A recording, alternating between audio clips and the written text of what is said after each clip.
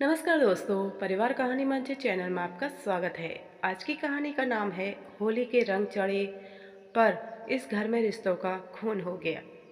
होली की सुबह थी। आंगन में रंगों की थाल सजी थी। पिचकारियाँ पानी से भरी थी। गुजिया की खुशबू रसोई से निकलकर पूरे घर में फैल रही थी। पर इस घर के लोगों के चेहरों के रंग नहीं थे। जैसे किसी ने पहले ही सबके दिलों में खुशियाँ चुरा ली हों। यह घर था शेखावत परिवार का, बड़े से आंगन वाला पुराना पुश्तैनी मकान। बाहर गली में बच्चे होली हैं चिल्ला रहे थे। ढोलक की थाप सुनाई दे रही थी, लेकिन अंदर सन्नाटा पसरा था। सीमा सुबह से ही काम में लगी हुई थी। साड़ी का पल्लू कमर में खोसे, माथे पर पसीना, आंखों में थकान, पर दिल में उम्मीद कि शायद आज का दिन सब ठीक कर दे। उसने सोचा था, होली तो दिलों को जोड़ने का त्योहार है, शायद आज घर के रंग भी लौट आए। रसोई में उसकी सास कमला देवी खामोश बैठी थी। हाथों में आटा था, पर मन में शिकायतें। 3 महीने से घर में एक अदृश्य दीवार खड़ी हो गई थी। कारण था छोटा सा, पर अहंकार बड़ा। सीमा के पति रवि ने कुछ महीने पहले नौकरी बदल ली थी। नई नौकरी में वेतन कम था, पर सुकून ज़्यादा। लेकिन कमला देवी को यह मंजूर नहीं था। उन्हें लगता था कि बेटा कम कमाएगा तो घर की इज्जत कम हो जाएगी। उन्होंने हर छोटी बात पर ताने देने शुरू कर दिए। हमारे ज़माने में मर्द घर चलाते थे, बहाने नहीं बनाते थे। रवि चुप था। सीमा के दिल में चुप था। उसे लगता पति की इज्जत पर चोट हो रही है, और वही चोट धीरे धीरे पूरे घर के रंग उतार रही है। आज होली थी, पर न ढोलक निकली, न रंग की पहली मुट्ठी किसी ने उठाई। सीमा ने हिम्मत की। वह थाली में अबीर गुलाल लेकर सास के पास गई। माँ जी, होली है, पहले आपके चरण छूकर रंग लगाऊं। कमला देवी ने थाली की ओर देखा, फिर सीमा की ओर। रंग तो तब चढ़ते हैं बहू, जब घर में खुशहाली हो। खाली थाली रंग अच्छे नहीं लगते।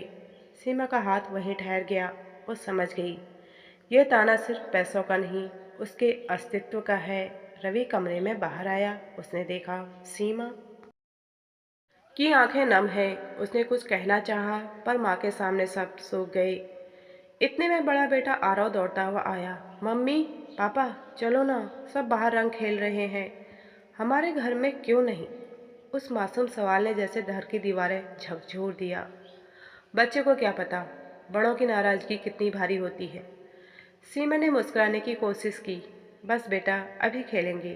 पर रवि अचानक बोल पड़ा, नहीं बेटा, इस बार होली नहीं खेलेंगे। कमला देवी ने तीखे स्वर में पूछा, क्यों? क्या आप त्योहार में कोई खर्च देखकर बनाओगे? रवि के भीतर महीनों से दबा हुआ दर्द बाहर आ गया।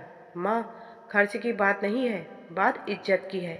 हर दिन सुनता हूँ कि मैं काम कम कमाता हूँ, घर का नाम डुबो दिया। अगर मैं इतना ही निकम्मा हूँ तो रंग लगाकर क्या दिखावा करूँ? घर में पहली बार इतने साफ शब्द गूंजे थे। सीमा का दिल धड़कने लगा। उसने देखा कमला देवी का चेहरा सख्त है, पर आंखों में हल्की सी नमी तैर गई है। मैंने तुम्हारे लिए क्या क्या नहीं किया रवि?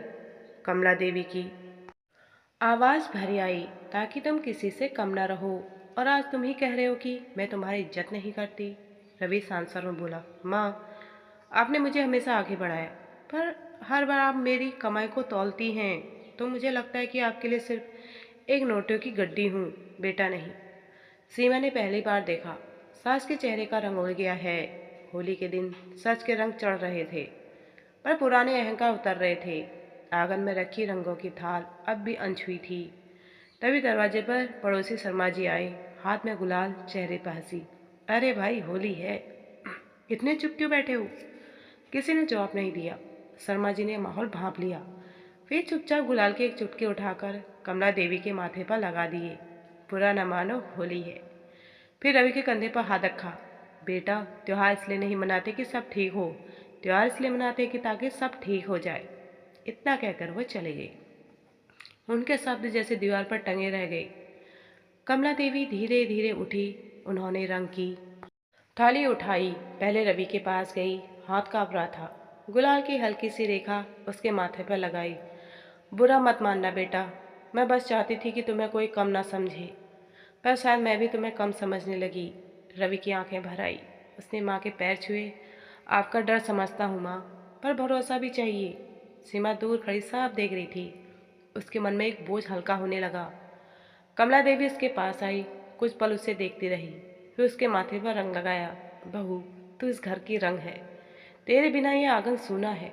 सीमा की आंखों से आंसू बह निकले। उसने भी सास के गाल गुलाल लगा दिया। माँ जी, घर पैसों से नहीं प्यार से चलता है। आरव खुशी से चिल्लाया, अब होली खेलेंगे। और सचमुच उस पल घर में रंगों की बारिश शुरू हो गई। पिचकारियों से पानी उछला, हंसी गूंजी, ढोलक निकली। पार्सली रंग उन चेहरों पर था जहाँ सुबह तक उदासी थी। सीमा ने महसूस किया, होली सिर्फ चेहरे रंग त्योहार नहीं, रिश्तों की धूल झाड़ने का दिन है। जब तक दिल साफ ना हो रंग फीके लगते हैं, और जब मन साफ हो जाए तो सूखी गुलाल भी इंद्रधनुष बन जाती है। शाम को सब थके हुए आंगन में बैठे थे, कपड़े रंगों से भीगे पर हल्का मन। कमला देवी ने धीमे से कहा, रवि, अगली बार अगर कोई फैसला लो तो मुझे भी साथ बिठाकर समझाना। मैं तुम्हारी दुश्मन नहीं हूँ। रवि मुस्कुरा कर दिया, और आप भी मुझे सिर्फ कमाई से मत तौलिए माँ। सीमा ने चाय की कप थमाई। उसने सोचा, आज सच में होली आई है। गली में फिर आवाज़ आई, होली है। और इस बार शेखावत परिवार के घर से भी वही आवाज़ गूंजी, पूरे दिल से। उस दिन सपने जाना, रंगों से भरी होली भी बेरंग हो सकती है अगर मन में शिकायतें हों, और खाली थाली में रंगों से भर सकती है अगर दिल में माफ़ी हो। होली के रंग चढ़ते उतरते रहते हैं, पर रिश्तों का रंग अगर सच्चा हो तो कभी फीका नहीं पड़ता।